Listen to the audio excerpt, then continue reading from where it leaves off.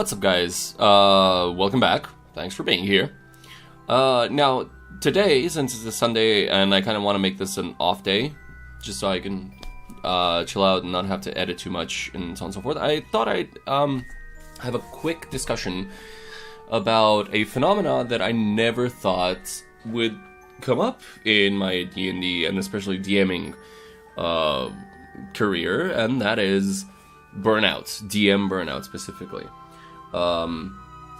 Now, you can have a burnout from, in regular jobs and as a player and whatever. We've all been there. Well, for those of you who haven't yet, watch out. You might get there. Just being sick of it. Like just going through the motion just so you have something to do. But the specific type of burnout I want to talk about today is DM burnout. Right, which is something I genuinely didn't think I'd ever end up experiencing. Now, the basic idea behind it is, let me tell you a bit of the story that I have so you can get a glimpse into my own mind, and then maybe you can relate a bit to it. What happened was, so about 10 years ago, I'll say, I started my first D&D campaign, right? And I didn't want it to just be another, okay, welcome to Faerun, or welcome to Greyhawk, or welcome to Eberron, or whatever. This is, by the way, just to clarify, 3.5, so it was different things you could choose from back then. Which are still, you can still choose them. Don't get pissed at me about that thing if you play 5th edition. If you play 4th, I just won't listen. But if you play 5th, I understand where you're coming from. Alright, so I designed my own world, right? Aetherrealm. Right, where I wanted to include as many things as possible. Which is really cool, because suddenly you're no longer restrained by the regular, okay, this is the knowledge about this country, and this is how this race acts, and I don't know, the red mages are bad, but kind of good, but mostly bad, but you never know, and so on and so forth. And in your own setting, you don't have to worry about those things. In your own setting, you just kind of write your own thing, and that's what I did. I created, I think, 27 different kingdoms or countries, continents, whatever, because some of them are not populated. And I had a lot of fun doing that. I still have my old notebook from back then, where I set everything up, and I had like short descriptions for every single country and races and how they interact, and I didn't just have the standard obviously I still had like the orcs and the dwarves and the elves and good humans, bad humans, and so on and so forth, but I also had countries that were led by shamanic lizard folk, or by there's this country called Gulgareth, which will come as no surprise to you, is actually led by Gulgars, which are these crystalline humanoids, large crystalline humanoids, who do not speak per se, but they speak through music and sound in my world. And they basically lay down the rules, and they create cities via their song, and so on and so forth. And if anybody thinks that I may or may not have ripped off Wheel of Time, I probably did. Anyway, creating it is great. Loved that bit of it, right?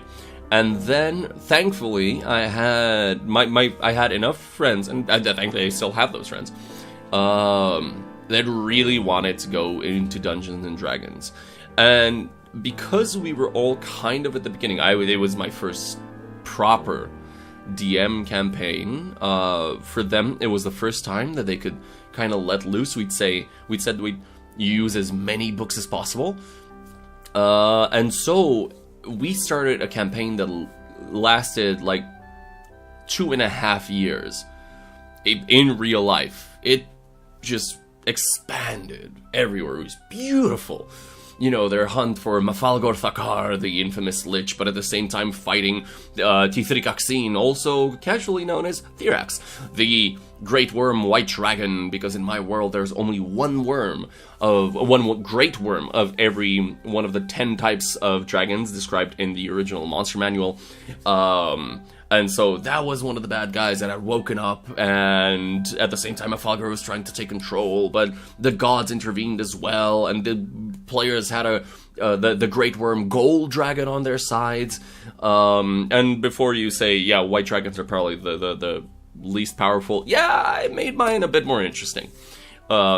Especially Thirax, so it works out. The players had a lot of fun, and I had a lot of fun with the players, and I loved writing every single session, because I genuinely got to a point where I didn't have anything written after a certain session. I I have to prepare stuff, right? So every single week I would write more stuff based on what the players did the previous week. And we had a pretty steady flow of sessions, which was great. Which unfortunately we don't have the luxury of anymore, because we all have jobs and lives and families and stuff. But that ran great, and it really offered me the opportunity to detail the world itself, right? Like, get into the little nooks and crannies and describe what happens and evolve the world way more than I could have on my own, right? So the players created the world as much as I did, right? It was I just laid out the ground rules, and from there the story exploded, and that was great. And then the campaign came to an end. And I said, well, that's unfortunate.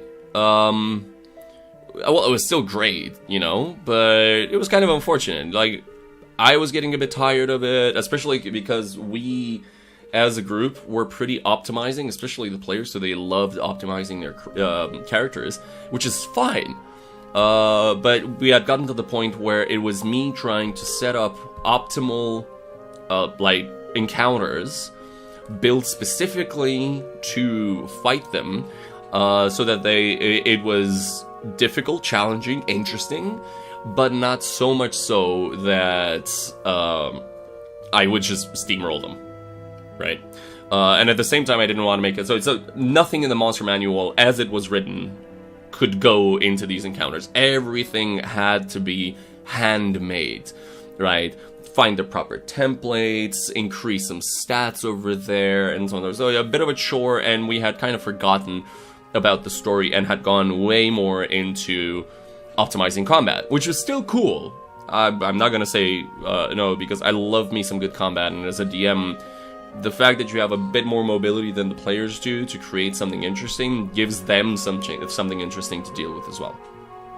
But anyway, by that point, we were kind of just going from one encounter to the other, right? Like, a session could literally be one combat. It would last 5 hours to resolve a single combat, and by that point, they're just like, okay, well then just let's tick off the remaining bits of story that we needed to do this session, and then, next session, again, combat, and just ticking off a few more things, and that's fine. Which you can imagine became tedious, not only for me, but also for the players, right? Okay, right? After that, I said, okay, that's fine. That's okay. Let's see what else can be done. So I started a new campaign right after that one, which was probably a mistake, but I wanted to still DM. The other players didn't have as much time as I did, because I know for a fact that several of them wanted to DM, but they just didn't have the time. Some of them said that they didn't have the experience. They didn't have the DMing experience, but as D&D goes, they had a lot of experience. But it's up to them. If they don't want to DM, nobody's forced to, So anyway, I started a campaign right after that one. 10 years later, same world, new characters, but that would interact with the old characters, with new targets. Sorry, just a second.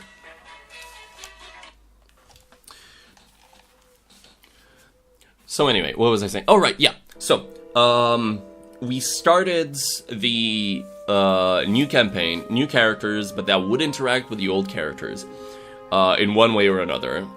Some of the old characters had become evil, some of them had become good, and I started this whole campaign that still was influenced by the old one, right? So, Therax was still a thing. He was a power to be reckoned with. He had taken over the entire south of the worlds, and now not only did the new characters have to contend with a world where the entire south of the world was frozen over and under the dominion of Therax, but there was a new story incentive, which was the mirror world. See, I had created another, for anybody who knows the planar wheel and what overlaps and what doesn't, like we have the astral and the shadow that usually overlap the prime material. I also had the mirror world, where if I remember correctly, they're called the Nera, and you can find them in Monster Manual 3?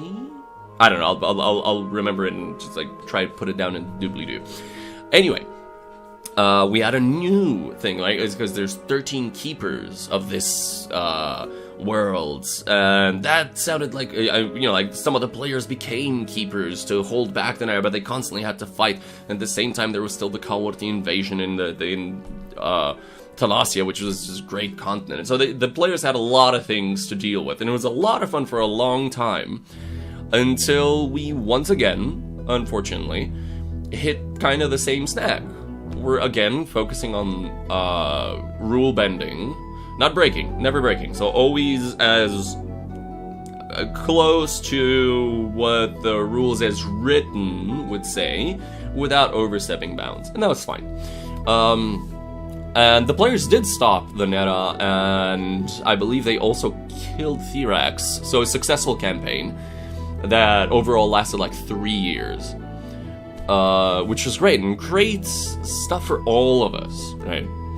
Now, unfortunately, this all sounds great. You're okay, what Burnout are you even talking about? The problem was that doing the same thing over and over again, even though it's okay, different encounters, different stories, different monsters, different whatever, we'd still end up at the same point of, not exactly me versus the players, but us collectively trying to see how far we can bend the rules, but where they bent the rules was where they came into conflict with where I bent the rules, right?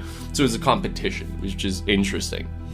Now, the problem overall after this, because I did keep holding sessions, but every single time, especially since I did switch players eventually, right? So some of them started their own campaigns, I found new players, and I realized that the style that I had gotten used to was no longer there. And I also didn't have the backing of the same players, which would correct me at specific points in specific situations. I now had to be the knowledge powerhouse for everybody. I was no longer supported by 6 other people who each in their own category knew exactly what was going on, right? Suddenly I was like, oh crap, now I have to deal with this. It's okay, fine, let's try it. The problem was that I was so used to that level of play that starting a new campaign, for instance, it was pretty difficult the second time as well, because it's kind of annoying to get okay, we have all the players up to level 14, and then we start at level 4 again. That's kind of annoying, but okay, I'll go for it. But then doing that again with other people who didn't know the world, who didn't know how I ran the rules, who didn't know their own rules, having to handhold, that was, for me at the time, annoying, right? Well, not necessarily annoying, but it felt like a chore a bit, right? So I started skipping all sorts of things, right? Like the sort of world development that I had offered my previous party was no longer there for the others, and that's entirely my fault, right? I didn't have the patience to go through another group of people, which is stupid. I know, I realize, but it's what happened. And then a couple of short campaigns happened, whatever happened, it was alright.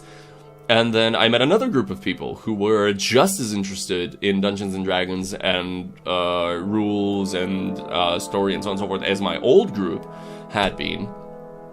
And that was a great experience, right?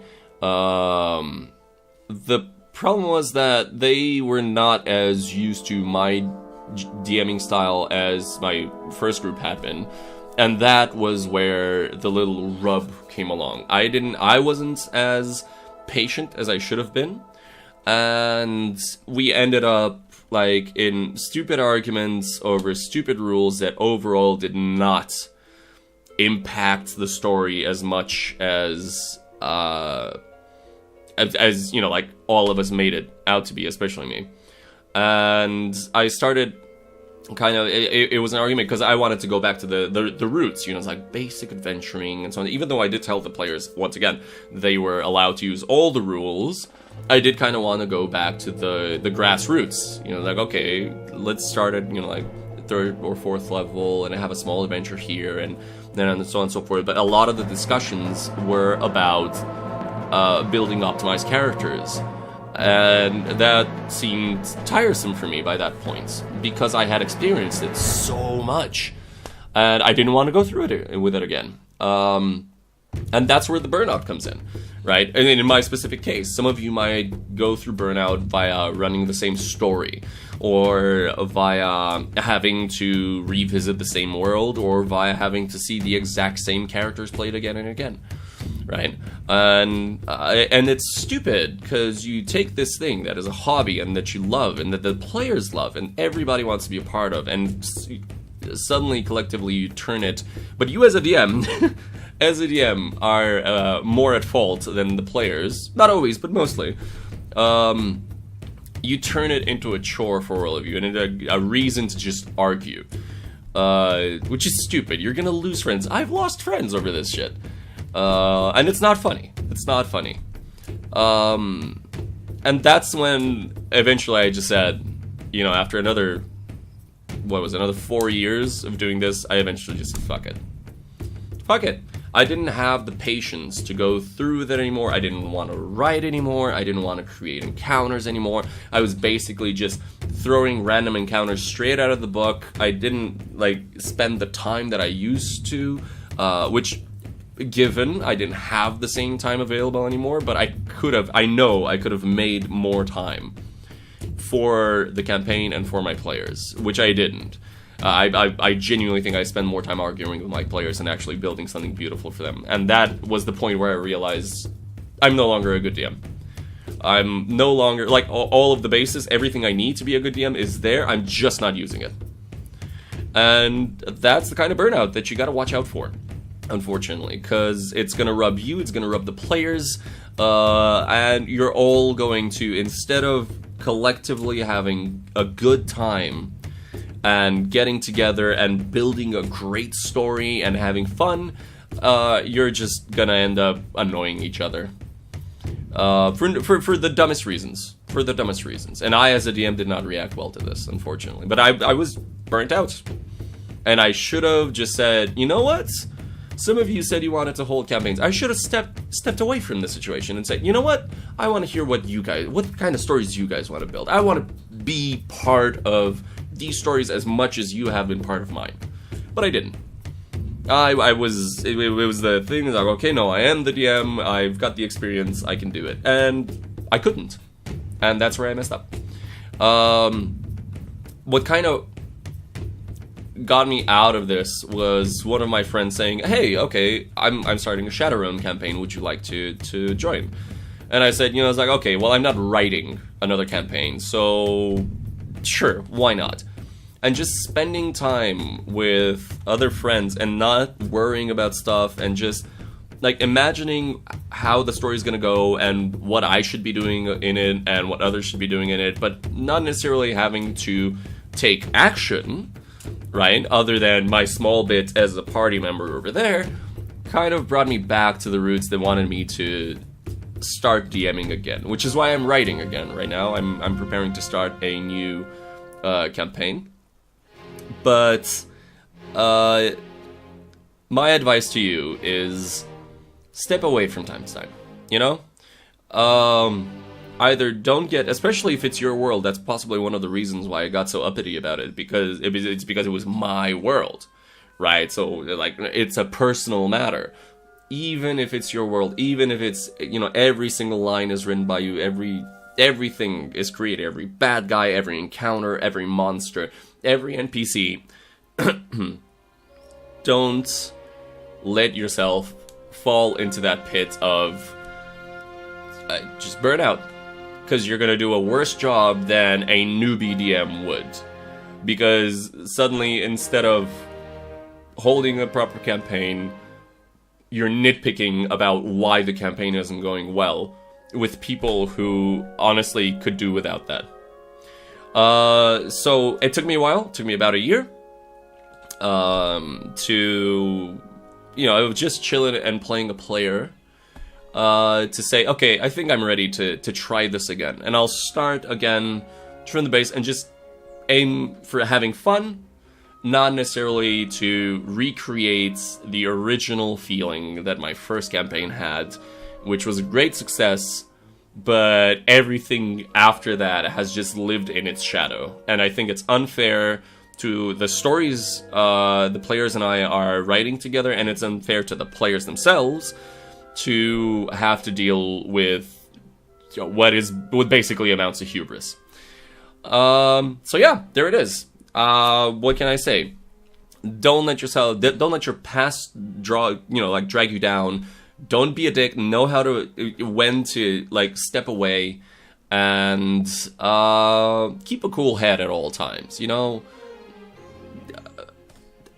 I'm gonna discuss dealing with problem players in another video, but right now, burnout is the subject that I'm facing, and I thought I would also try to talk a bit about it with you as well. So let me know what you think, if you've been in such a position, or if you're a player and you've seen your DM going into such a situation, even though you knew he was a great DM, ended up being not such a great DM at some point. Let me know what you think, and I will catch you guys next time. calinwiz out!